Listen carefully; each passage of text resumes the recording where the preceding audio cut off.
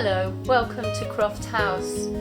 I'm going to show you how to get the allowance at the top of your curtain correct when you're adding tapes and putting hooks in different pockets. The first and most important thing is to get a good tape measure. If you get one that has a lock, that makes life a lot easier. It's useful to have the flat piece on the top to hook onto a track, but the most important thing is this little hook here, because you can hook that into the eye of a ring and just pull down to get your drop. So let's start with measuring for a pole. As I said, you measure into the hook and pull down for your drop, but then we have to add the tapes. I'm going to start with just a standard 3-inch pencil pleat tape. So it's the one that just gathers up into your pencil pleats. Now you might be working with a triple or a pinch pleat, and it works much the same regarding the hooks and the measurements. The tapes can all be a little bit different. This one has the strings, and this one has woven fabric pockets. The fabric pockets are stronger. All the pockets, when you've hung your curtains, and it depends very much on the weight, can pull down a little. I don't know if you can see how the strings are just being pulled on there. So I always, when I make especially full length curtains, and particularly if they're interlined, I will shorten the drop that I've measured by 1/2 to 1 centimetre to allow for that, because over time that is going to pull down. So let's imagine we have our curtain on the back of our tape, okay, and that's going to add another about 1/4 centimetre. And if I just pin this together. Okay, so we've got our 1/4 inch of curtain above the tape, and we then measure from the inside of the top of the hook, which tallies to the bottom of the eye of the ring. So you've got the ring to the ground, or your sill depth, and then we need to add on.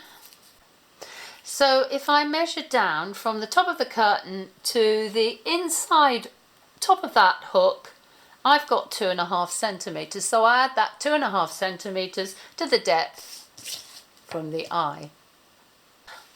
Don't take it for granted that it's always going to be the same. If you can see the difference in these 3 hooks here, this one's quite flat and deep, this one is just a slim curve, and this one is a different shape altogether.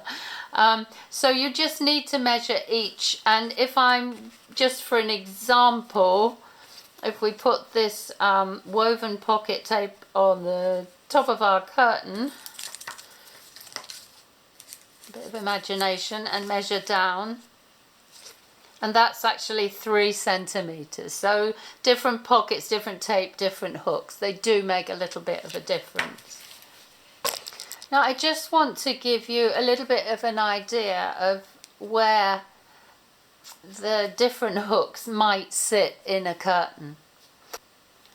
Bearing in mind that curtains can drop a little, it's a good idea to use the middle or the top, because if you put your hook in the bottom and that curtain drops, you can't lift it. If you're in the middle or the top and those strings pull out and that drops, you can go down, you can lift your curtain up and go down into the bottom pocket, okay? And it's entirely up to you to decide how you want that to sit on your pole. You can see here, if we go into the middle one, you're coming up on your ring. If you go into let's say we're on the top, then you're going to sit just nicely under that ring. So that's your choice. An alternative, perhaps you might use a 1-inch gather tape, exactly the same calculations, but obviously it's going to be a much shorter depth to add on. Now the next type that we'll look at is if we've got a track, and I'm using this bit of fabric instead of a track because you can see it better. So these are the hooks that just move up and down on the track. They clip over, back and top and bottom, onto the track. Okay. Now when you measure for this type of track, you can take your tape measure from the top of the track, because you've got that flat bit and the little hook that will sit on the top, and just measure down. You then will decide where you want your pockets, your tape to come, which hook you want it into. And generally for this type of track, we sit it at the top.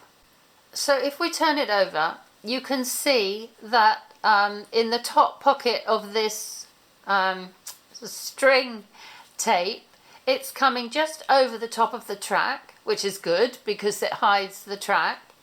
And you will have, say, 1/4 centimetre of your fabric on top of that.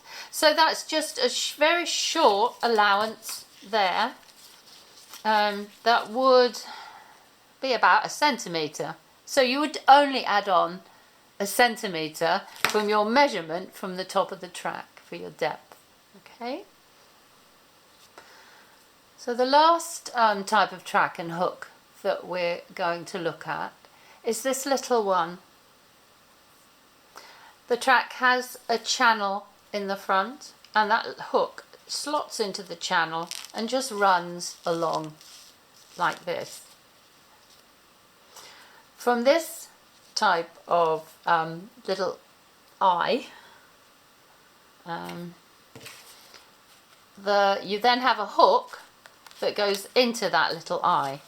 Okay, so you will then measure the same way as you have with the ring, the eye on the ring, to get your depth. Okay, and you will measure down from the eye of this type of track. Okay, so entirely your choice what kind of tape or hook you use, and you perhaps saw here that you can even get metal hooks. These are never going to perish. Plastic hooks do over time perish, so make sure when you buy your tracks, your hooks, that you have enough. I mean, hooks are easy enough to buy, but especially these little bits that fit onto your track. The track will usually last a lot longer than these hooks. Okay.